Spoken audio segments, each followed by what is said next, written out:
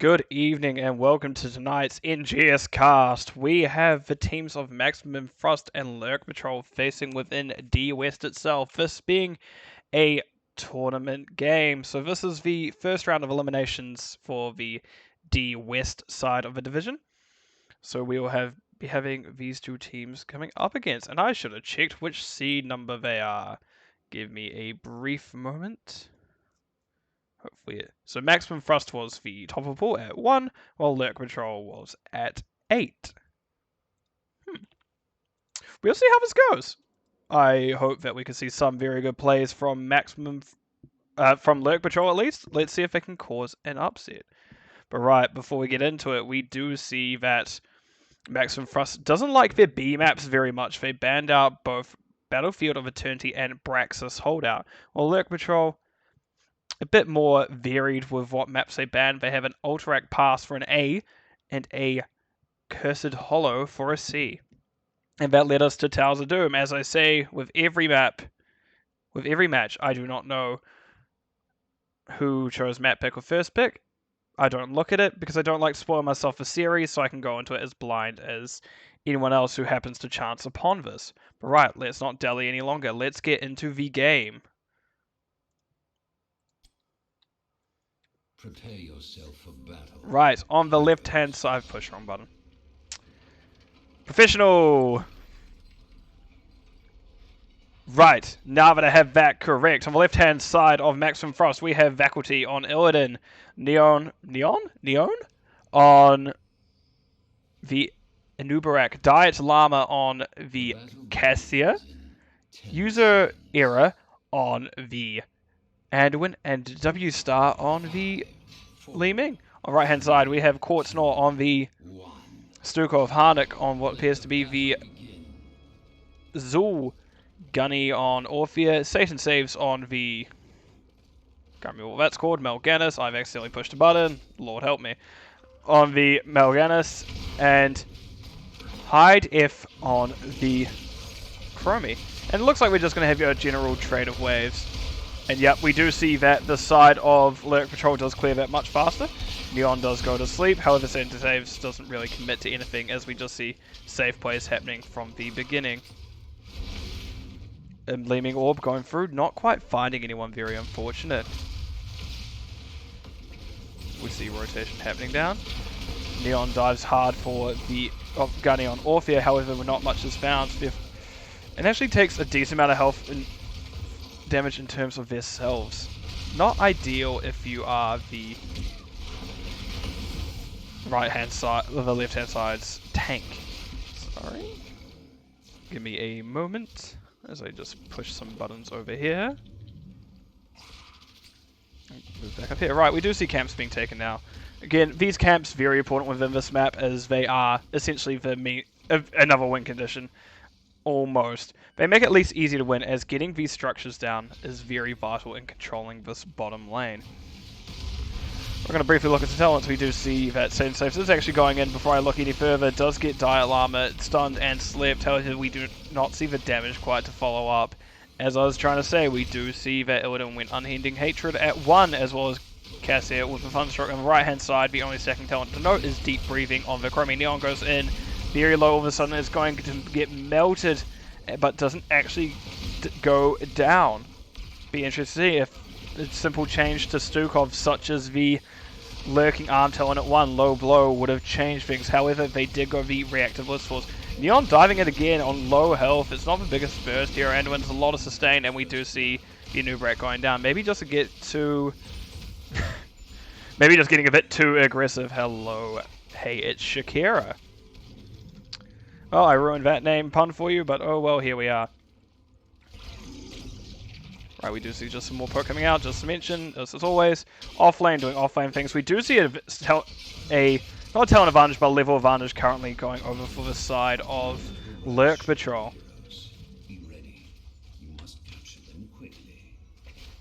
Right, we're getting to the objective phase. Illidan is really harassing the Zul up here. So I'll actually zoom in to show what's happening. However, Zul has his own tricks and books and is able to get the Illidan off them.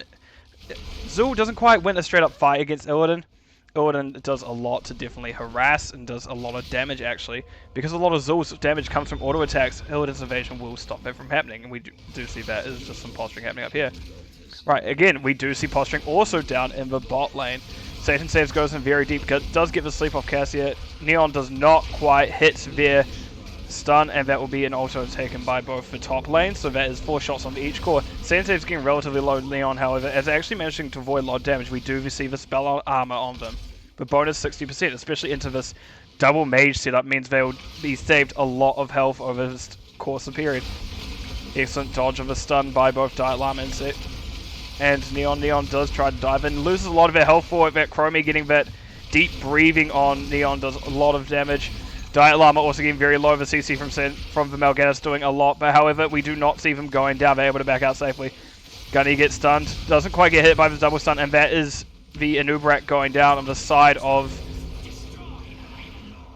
Alright, need to pull up names. I'm terrible at names on the side of Maximum Frost, and that is now 2 kills to the side of Lurk Patrol, while Maximum Frost is at 0, so we do see a talent advantage coming through for the side of Lurk Patrol, and we do see them capping these camps once again.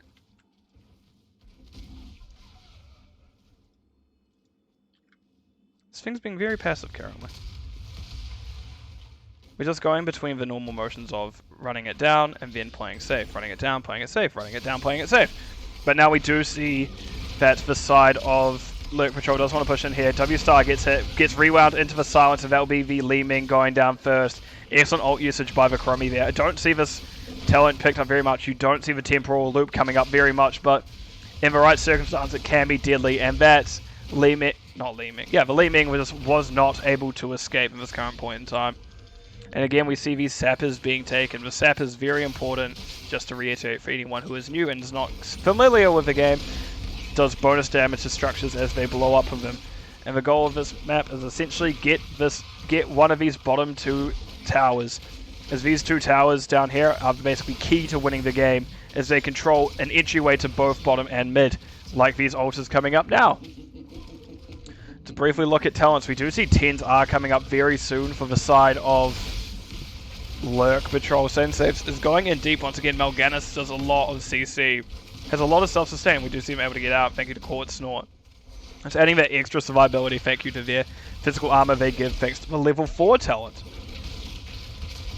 We do see level 10s coming through for the side of Lurk Patrol. Neon is able to not quite get out of the range of the sleep, but is able to dodge their next stun, and they'll be safe using the Carrion Swarm. A few things to note over for the heroic side of actually Neon will go down here to the Chromie and Orthea yet again. There's a lot of damage coming out of that Anub'arak, and even with their spell armor, they're not quite surviving what they should be able to, as that is just a bit too much damage. Li Ming did get time stop there, however, was able to blink out just before that silence was actually put under their feet. Very unfortunate for the side of Lurk Patrol, but very lucky for W Star and co. Orthea uses Crushing Jaws, does not find anyone, and actually will die for it. And that'll be the first kill for the side of Maximum Frost. And we also see during this phase that Illidan has completed their Unending Hatred at 1. Oh, actually remember the Unending Hatred at 1. Giving them a lot more damage. It actually gives a, I want to say 40 damage bonus? Yeah, a 40 damage bonus, auto attack bonus at the moment. I've accidentally pushed the wrong buttons and have to zoom back out. Yep, there we go. It's a very safe play just happening once again. We do see that there is the siege coming in, as Maximum Frost does want this. However, we do know that the 4-man is back up. Gunny has rejoined the ally team, and they'll be saying saves getting stunned. Double stun? Nope. Isn't actually able to get their light bomb onto the enemy team as they were slept and were unable to move. Again, we're seeing a lot of abilities being pushed, except not a lot dying. A few more things to note I haven't mentioned at the current point in time for heroics, is we do see the skeletal mages for Zul. Chaos Swipe? No. Flailing Swipe? No. What are you? Yeah, Flailing Swipe for the Stukov, and on the left-hand side for Maximum Frost, we see Cocoon from Anub'arak, Hunt from Illidan, giving him a global, very important on a map such as this. Repulsion on Li Ming, very good for getting melee attackers off her, but Like also quick little burst damage, which may come in handy later. Cassia with a lightning ball, and as we saw before, Anduin had the light bomb. Aggressive positioning from Sensei's and Gunny here, looking to defend quite early on, but it feels like there'll likely be a trade here as we do see Gunny backing off. Vacuity is also backing out. Does want to storm this out a little bit as we see a very big split here. Gets hit by the root by the Zul, and actually that will be Illidan going down first. We do see the skeletal mages coming out from Zul, uses Zero, has to back out. We do see a rewind onto Neon. Neon is holding on for their life, however, it's slightly too much damage. And actually that is the Zul going down first to the Cassia, and that does mean Li Ming will get the full reset. Sensei has to back out, they're just too low. Gunny's stepping up. Light Bomb hitting Diet Llama, does hit the stun onto Court Snort. Saves and Saves gets pushed back off him. W-Star going in with that Calamity build, trying to get as much damage as they can by teleporting into the enemies. Diet Llama with an excellent dodge of Orphea's Q. Orphea needs to hit those Qs to keep her mobility and her damage up, and there's an Illidan hunt to Orphea, and Orphea will be going down, as that is a kill over to the side of Maximum Thrust. Excellent stuff. And that, just like that, we do have a balancing out of the level 13s. We do have an even talent tier. However, we do see that in terms of health, that the right-hand core for Lurk Patrol has 12 more health than the left-hand core for Maximum Thrust. Harnik was getting dove on, however, did have the skeletal shield, so was able to get out safely. Diet Llama stepping up a bit too much into Sensei. Sensei's trying to dive onto them. Does actually get the sleep onto the not the Li Ming, onto the Cassia, however, there is not the damage to follow up. Interesting note, Anduin is getting soak here. Right, going back bottom, we see Neon dives onto Sensei. Sensei taking this amount of damage, trying to chase it down. We do see the stun going onto Diet Llama. That will be actually a lot of missed combos, and that will be the Stukov going down first. User Zero was rewound, however, we do see that the damage is just a bit hard to get onto as Chromie's Qs, her Sandblast will get blocked by the Maximum Thrust's wave.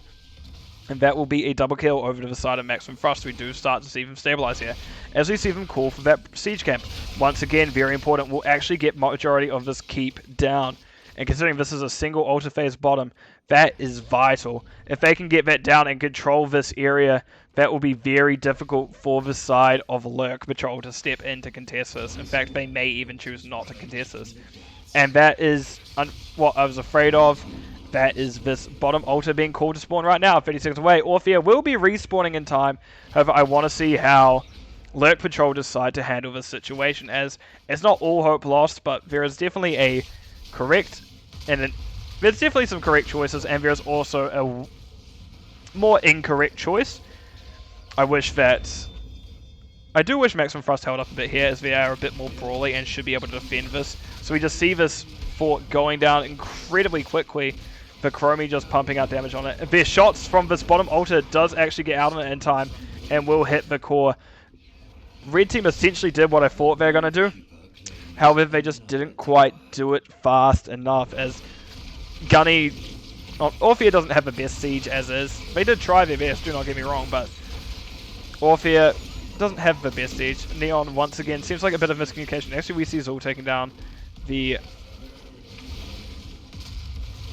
I can't remember his name, Illidan, in the mid lane.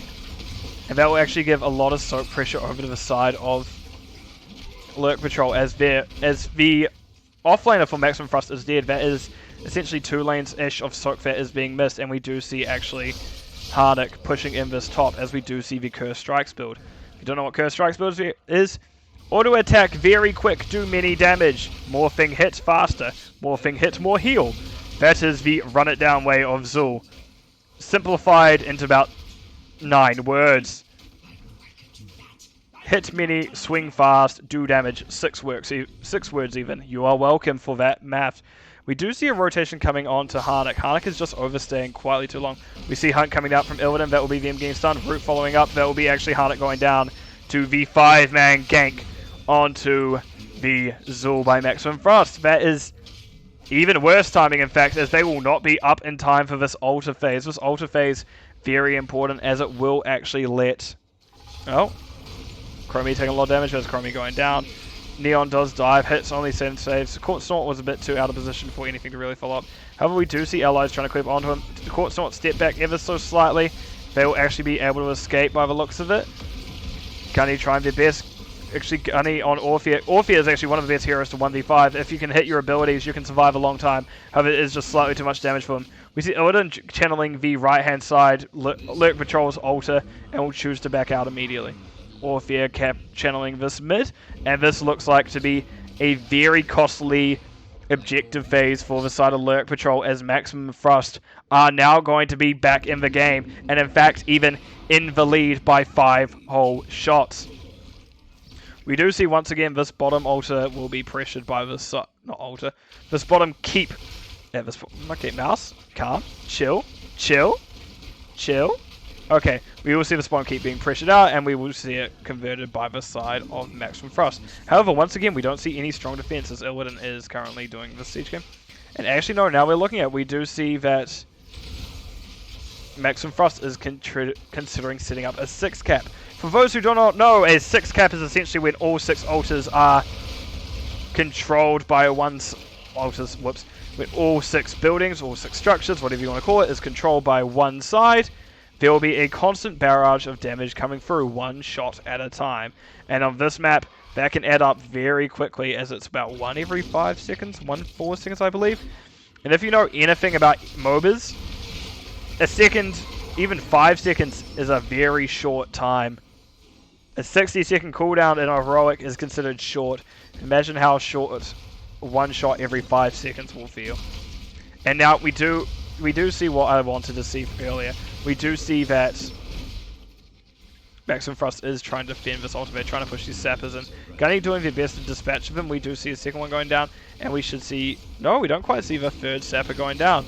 The sapper, if they do manage to get it in, does an extra shot, and we do actually see that during the defense there... Oh, they lost too. I was trying to remember Stukov's name, and then Li Ming hit a full Orb Arcane Missile combo onto the Orphea for the kill. That is what we call unfortunate. And yep, we do see a call to hit this tower. As again, the more towers that are converted, the more shots that will happen down here. Do like that Zul did cap this top tower during all of this, so it did balance out this shot count slightly.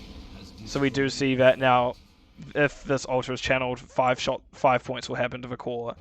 If Maximum Thrust channels this altar, 5 shots will happen to the core of Lurk Patrol. And we do see those 5 shots coming through. That puts Lurk Patrol down on 9. They're getting very low at this point. Boss coming out, getting those extra shots. That puts them down to 5. Now, I'm not the best at math, but but that is going to be a bit costly, as we are now in potentially a 1 cap zone, as long as... Oh, a 1 ultra cap zone, as long as, well, Maximum Thrust have 5 altars. And we see Li Ming is being a bit cheeky and went the Infinite Archon. If you don't know much about Infinite Archon, she can just laser beam building forever. However, gets a bit scared and will back off, as we do not see they cannot see any of the enemies on the map. Harnik stepping up alone, very brave. We do see Neon diving them. There's a light bomb. That's the hunt, and that is just too much CC, and that will be them going down. Blue team should really try to get this 1 sapper in, as if they can get it to a 4 structure situation, that will make it almost definitely a final altar if the team of Maximum Thrust wins. However, we do see in bottom lane, Lurk Patrol is trying to balance that out. However, they back out, as we do see the side. And they also can see the side of Maximum Thrust rotating as they did... Rotating as they did travel through this mid-wave. Now, once again, this altar needs to be contested by the side of Lurk Patrol, but they are down 1. While there's going to be some brief posturing, we're going to quickly go over some talents up until they start fighting. Sansafe does step up early, should mention. We do see that Anubrak did go over Trader King. Excellent. Extra health, extra armor. Okay. Illidan went the larger hunt as Sansafe's going in. We do see him rooted. Neon, in the meantime, did dive the back line. Vacuity does get rewound. And that is him taking a lot of damage. However, Gunny is very low. Gunny misses their Q. That will be Illidan trading for Orphea. And Chromie takes down the Illidan. That is a very unfortunate situation. This light bomb will still go off. That will be the Chromie going down next. That is a 2-for-1 at the moment. W-Star is zoning them out with that Infinite Archon. That will be the Stukov going down the Extend save's just a bit too low to step back in. We need to see something coming out from them. However, they do not have the Carrion Taunt coming in, and Hardik also cannot step in. That will be the first game of this best of 3 over to the side of Maximum Thrust, and we do see Hardik barely held on at the end. Right, let me quickly throw it over to my game summaries. I almost used the wrong thing. Almost went to the wrong screen. Right, I'm going to quickly transition it over to this screen. Got it right. I'm actually a god at this. You are welcome. Right, as I just quickly update the score. There we go. Right, just as we look at these comps, we do see that both comps did have definitely a very big team fight aspect around them. Both Liam and Cassia being excellent, as well as Orphea and Chromie having excellent team fight. Both those assassins just doing a lot of work. However, the side of... how do I put this? The side of Lurk Patrol did seem a bit feast or famine in how their damage works, considering Orphea with her Qs. And Chromie does have a 3-second cooldown, which sure isn't the longest for abilities, as I said before, but it does feel a lot as they are missing just that consistent damage unless Orphea can hit her skill shots as well as Chromie. Everything on the right-hand side of Lurk Patrol is just skill shot based, while Cassia does have good auto attacks. That's the thing.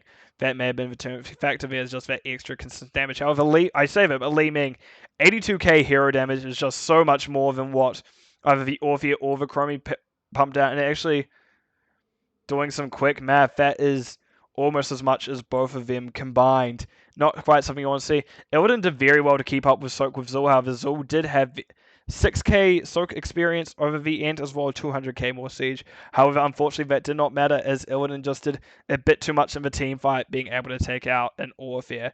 And if you take a hyper carry out, such as Orphea, with something like an Illidan, the offlaner probably considered a weaker of the two heroes currently. That is very good. I should also give a special shout out to both Cassie and Anduin, as they managed to make it through the game without dying. Something I don't know about. I die a lot in this game. I need to get better at it. But let's have a brief look at talents. If you want to try any of these talents, any of these builds yourself, here are the builds. Some important things to note here was that Infinite Archon from Li Ming, Infinite Lightning from Cassia, and went for the upgrade to Light Palm. Chromie Piercing Sands usually does a lot in those chaotic teamfights, however, it did not quite do enough. But yeah, that is all I really have to talk about in terms of these builds. Everything else looked relatively standard. From what I can see, I'm just double checking. I don't know how Illidan works. That is a trait build. Yep. Yeah, really, realistically, everything made sense. The only thing that you see is Growing Infestation being the odd pick out here, as you didn't see Low Blow or the 13 reset talent being taken. Right. For a moment, I am going to throw it over to a quick break while I set up the next map, and I'll see you all on the other side of it.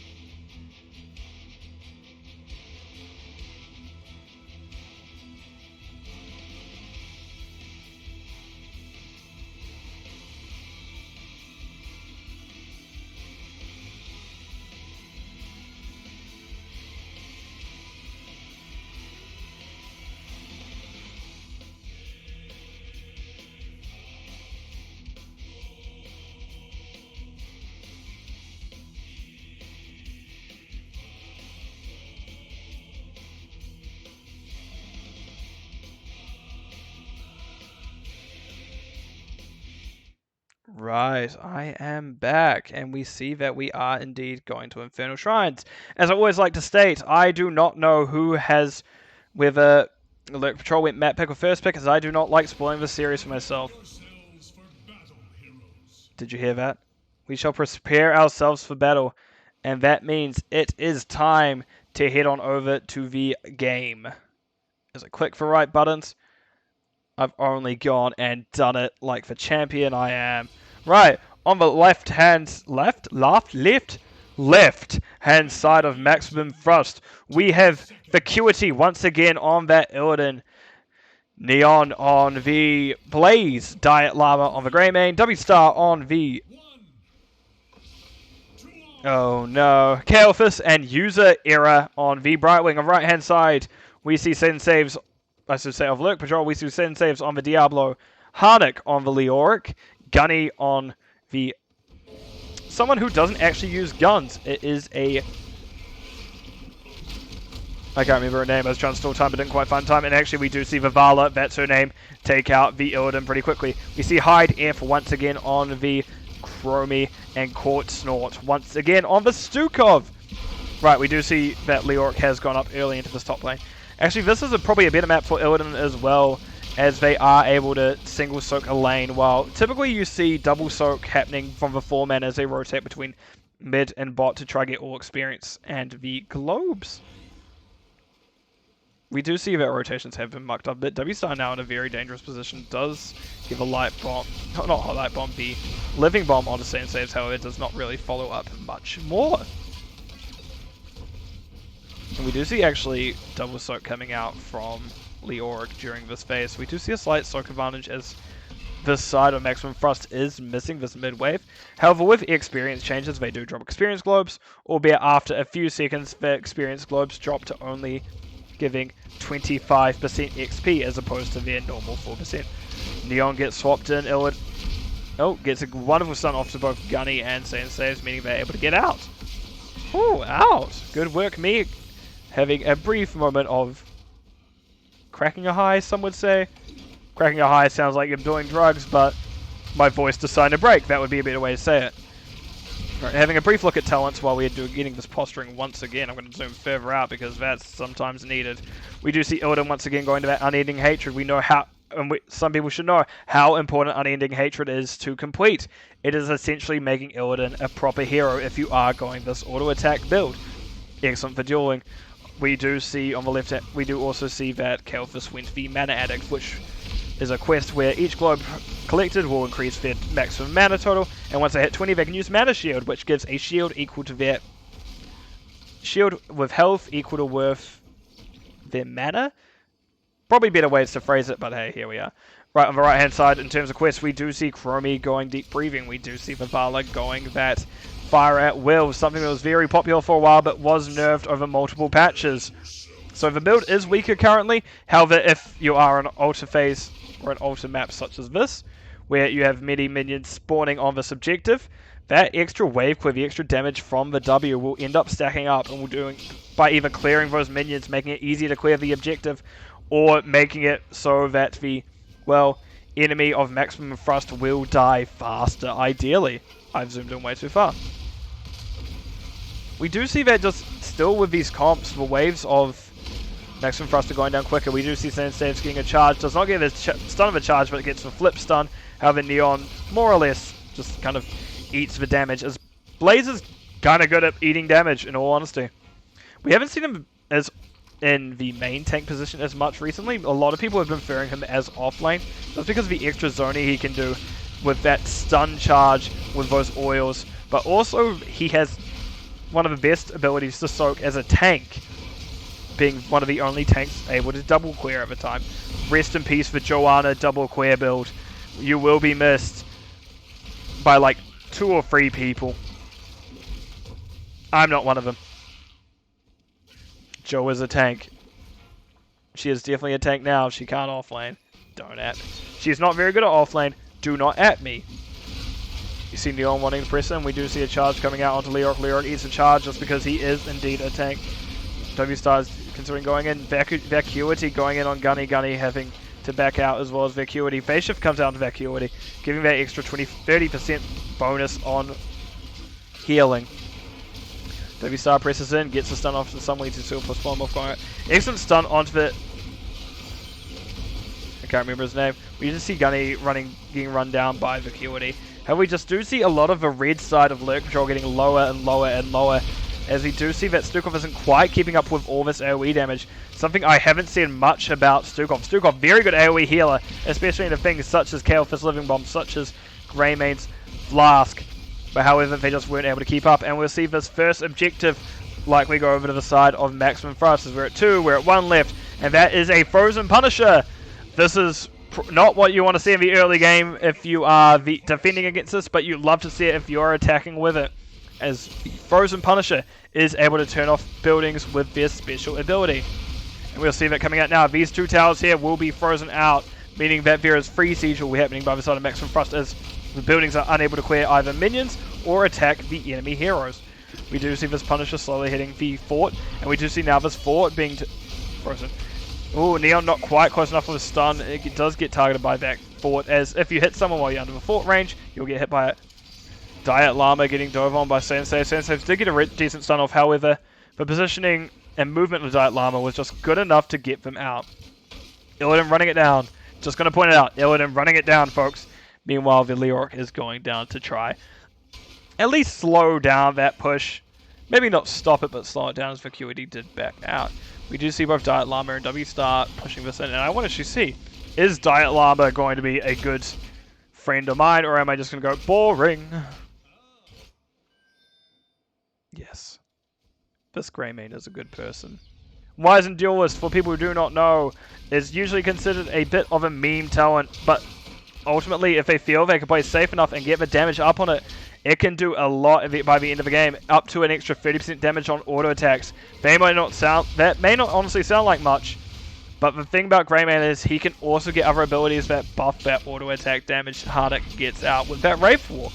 Meanwhile, Brightwing has been pushing in top. Brightwing, for those who do not know, for people like here at Shakira in chat, someone I know who has not played this game much, has a ability called Phase Shift on a 45-second cooldown, I believe, maybe 50-second cooldown, where they can essentially teleport across the map onto ally hero, healing them for 35% of their health.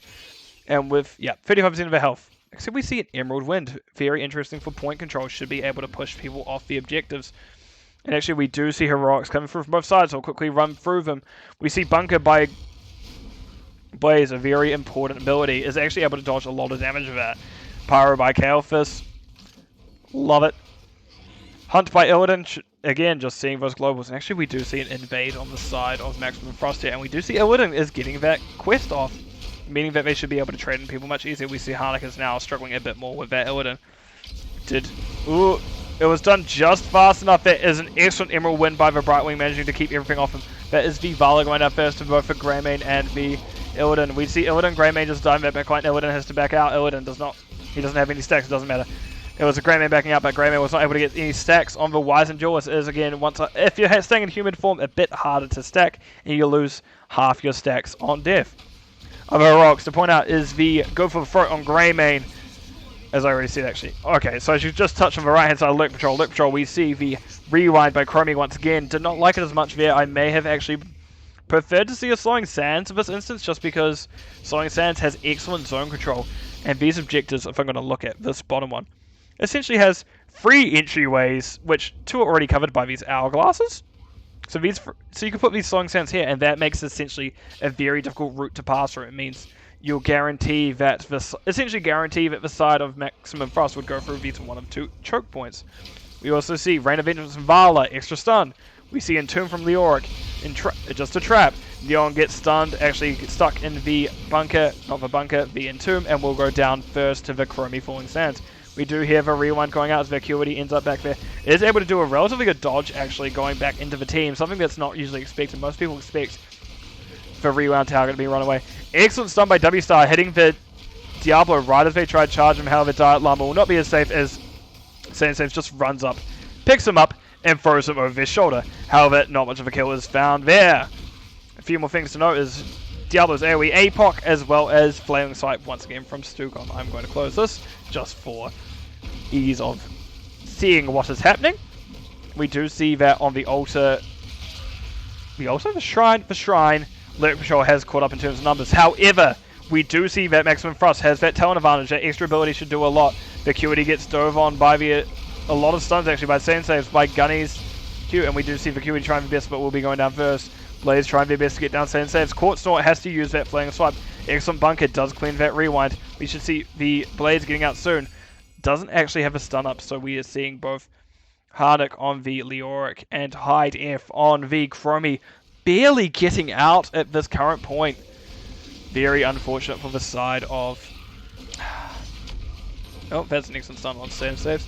However, there will not be anything found from that charge. Just want to briefly take a look. We do...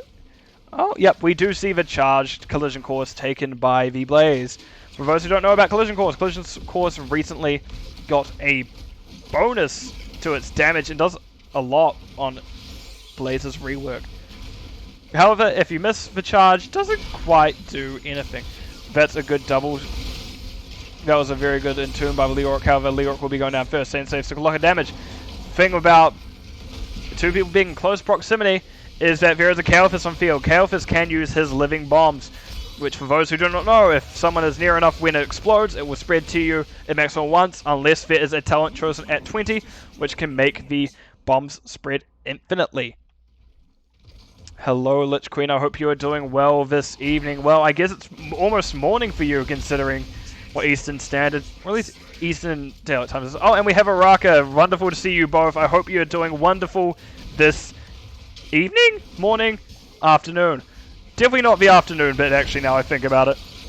But we do see now that Lurk Patrol has caught up in terms of 13s. We do see that the stun combo from Sensaves does come out onto W-Star. W-Star getting reround back to the same spot. That'll be the Kael'thas and the Brightwing going down first.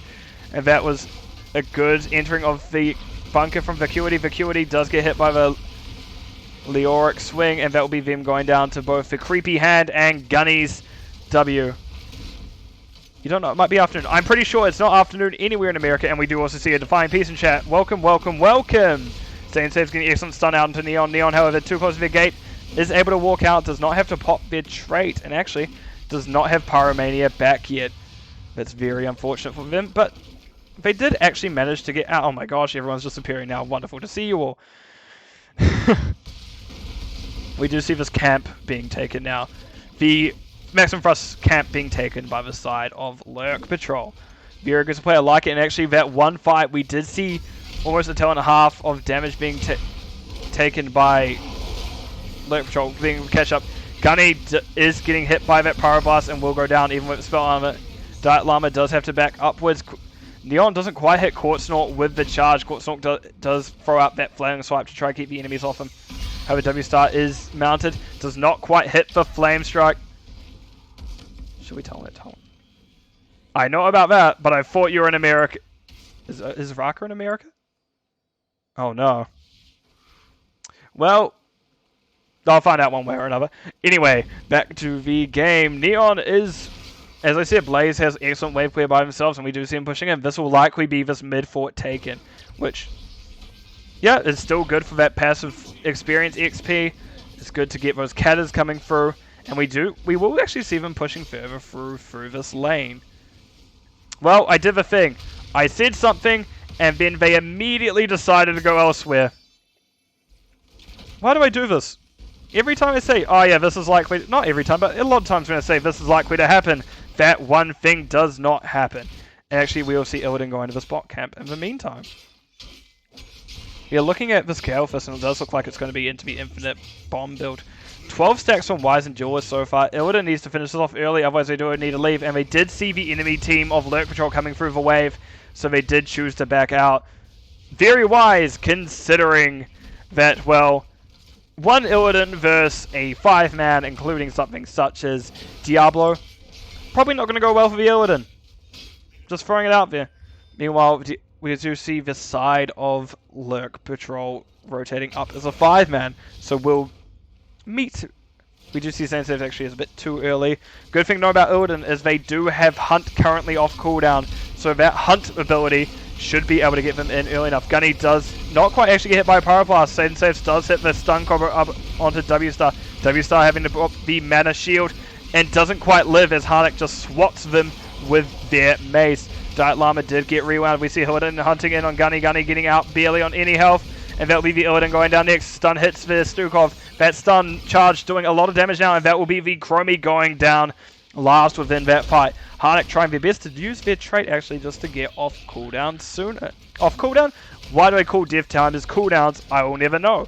But essentially, if Lurk is able to hit someone with their creepy hand while they're in this ghost form. That essentially speeds up their death timer. However, stepping back in to do it now would be what I would like to call a death wish, as you'll just likely spawn into this free man. Actually, we do see during this that the team of Lurk Patrol did make a pretty good call here just to get these bottom camps. They know they can't recontest top, so they may as well do something else with their time. And that is what we have seen done. However, this is a 15-minute Punisher pushing on to the keep of Lurk Patrol. That Punisher will be doing a lot of damage now, as scaling for objectives and, well, anything not heroes scales with time. So this Punisher will be doing plus 4% damage per minute, and that is compound, that's the word, compound scaling. So plus 4% on the plus 4%, so you're getting 104%, and then 112%. Maths is hard. Why did I decide to do maths?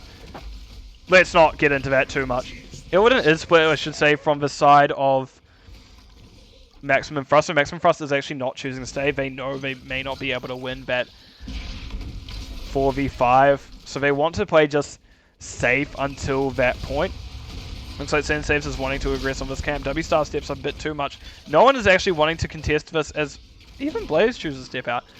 I guess it's just because Maximum Thrust is closer to that 20 talent tier that they want to play it safe. The sooner they get their Storm talents, the better for them. And now we just have a nice safe play. I'm going to briefly pull up some stats for you all, just to show you what's happening, really.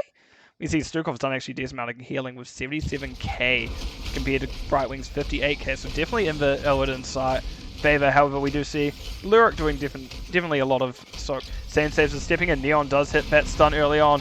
Diet Llama has decided to walk up, and actually we see a good, excellent roll out. Phase shift goes down to Diet Llama, keeping him alive. However, that will be the W star going down. Diet Llama stepping back up, actually relatively low health.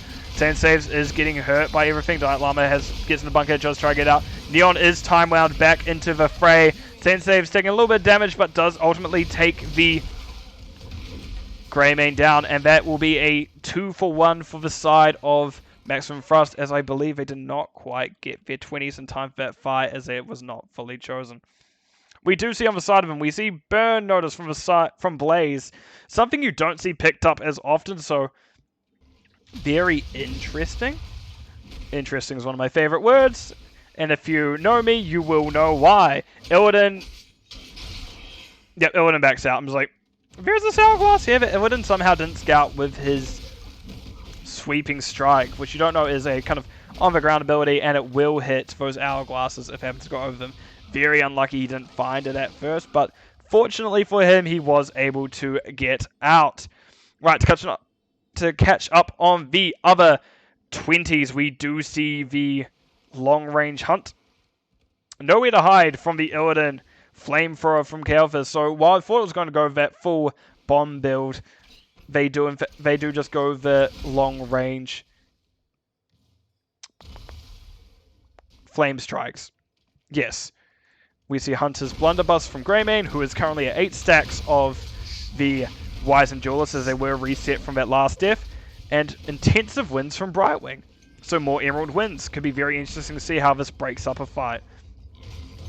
I'll just set up the camera over here. On the right hand side, we see Chromie did go that Piercing Sands, which very much helps on this objective. Vala went Acrobat. A lot of escape now, a lot of slows, a lot of extra CC. The Lurk went the Silence and Tomb of... I'm trying to remember without looking at it. I swear I can remember this. Buried Alive.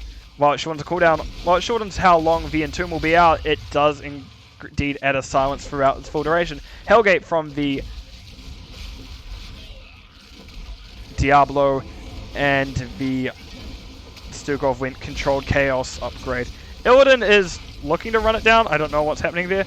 We do see Harnik eating a lot of damage there. Will not quite go down. The stun from Vacuity hits the Lurk first, however. The Chromie does go down next, followed up by the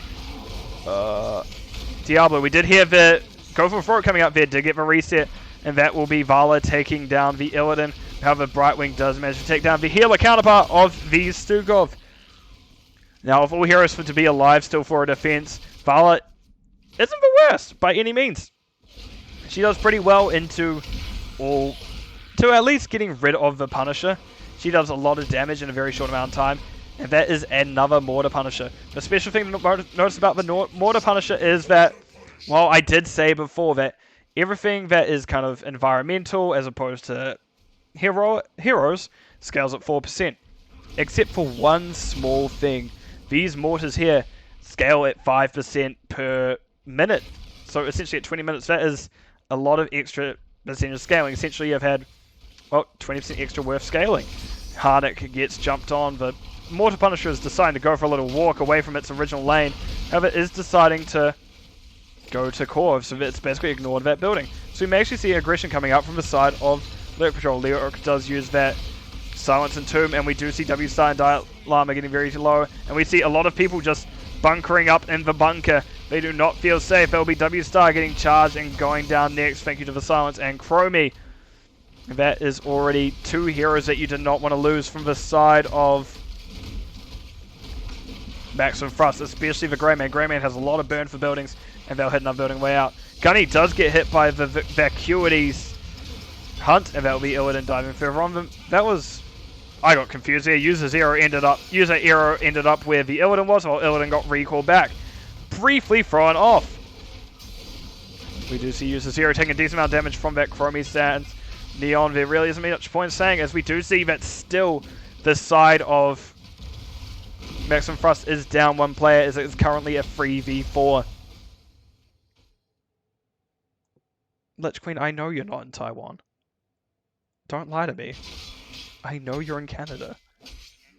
That's not cool. Lying is not cool. Remember that, kids. But yeah, we see Illidan just doing his prowess of just taking this camp. Will they be able to take it fast enough? And it is not scouted out. Very good, very good. Illidan safely takes a camp once again. We do see that also the top bruiser camp was taken by the allies of Greymane and Neon and the Brightwing. Novice Camp's taken. Vacuity does get caught out of position. Excellent. They shift into the Emerald Wind. We did hear Growth of Throat come out. That will be both the Stukov and the Chromie going down first. Sand Saves does get dove on, and we did hear and see the APOC coming out. Actually, that will be Diablo's Soul Stone being used, so they are back up almost immediately with a 5-second death timer. However, the thing about Diablo is they're very squishy after that Soul Stone has been reset. So it'll be interesting to see what they do here. One of the things that is known is, Illidan, you're going the wrong way. Core is over here. It looks like your team is wanting to end. Neon hitting the stun. W-Star would be excellent follow-up, and that will be Illidan starting to hit Core. Sensaves does use the Hellgate onto W-Star, however, is not able to find a combo. However, we do see Harnik going down next as they're getting run down by the allied team. Vacuity trying their best to take down this core as they do have aggro from it. Trying their best with the evasion. And that will be the game and the series going over to Lurk Patrol.